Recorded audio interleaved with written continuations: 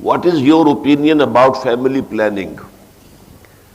Family planning جو ہے وہ اپنے فلسفے کے اعتبار سے تو خالص غیر اسلامی شے ہے، اس لیے کہ اسلام تو ہمیں یہ بتاتا ہے کہ رزق کی ذمہ داری اللہ پر ہے، اور اللہ تعالیٰ تمہیں بھی رزق دینے والا ہے، تمہاری اولاد کو بھی دے گا۔ اور یہ ہم جانتے ہیں علمی طور پر کہ رزق کے بہت سے خزانے ایسے ہیں جو پہلے دنیا کو معلوم نہیں تھے۔ کس قدر رزق اللہ نے سمندر میں رکھا ہوا ہے، سی فوڈ کس کو معلوم تھا؟ آج معلوم ہوا کہ سب سے بڑا جو ہے سورس جو ہے انسان کے لیے بہترین غذا کا، وہ تو سمندر کے اندر ہے۔ تو اس حوالے سے یہ ہمیں نہیں معلوم اور کس کس شکل میں اللہ تعالیٰ نے رزق کے خزانے رکھے ہوئے وہ کھول دے گا، لہٰذا ایک تحریک کی حیثیت سے، فلسفے کی حیثیت سے غیر اسلامی ہے۔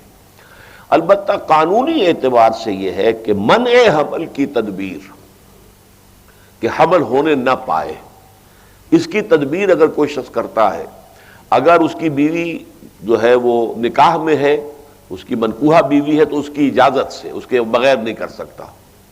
جب دونوں کی رائے یہ ہو جائے کہ اچھا یہ ہے کہ حمل نہ ہو، کوئی سبب مانے ہے، صحت کا معاملہ ہے، کوئی اور ہے، کوئی چیز بھی ہو، لیکن کسی وجہ سے وہ دونوں جو ہے اس پر مطمئن ہو کہ ہمیں اب اولاد نہیں چاہیے، اور تو پھر وہ منع حمل کی تدبیر اختیار کر سکتے ہیں، اگرچہ کراہت کے ساتھ۔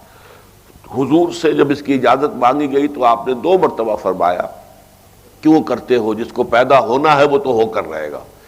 لیکن یہ کہ جب صحابہ نے اصرار کیا تو آپ نے اچھا ٹھیک ہے کرو، تو جب چونکہ آپ نے اجازت دے دی ہے، اس وقت اس کی ایک ہی شکل تھی جسے عزل کہتے ہیں، کوائٹس انٹرپٹس، کہ مجامعت کے بعد انزال سے پہلے جو ہے شوہر علیحدہ ہو جائے بیوی سے، تو اس طریقے سے حمل نہیں ہوگا۔ اب جو ہے اس کے لیے کنڈومز وغیرہ جو ہیں وہ جو آپ ایجاد ہو گئے تو وہ بھی جائز کے درجے میں ہوں گے، لیکن کوئی جسم کے حصے میں مستقل جو ہے تبدیلی کر دینا مرد کا یا عورت کا، کہ وہ اب بچہ پیدا کرنے کے قابل ہی نہ رہے، یہ جائز نہیں ہے۔ اسی طریقے سے اسقاط جو ہے، ابارشن، وہ جائز نہیں ہے۔ یہ دونوں چیزیں تو حرام مطلق ہے۔ البتہ کنٹراسیپٹیو میتھڈ جو اختیار کیے جائیں تو وہ کراہت کے جردے میں ان کی اجازت ہے، وہ حرام نہیں ہے۔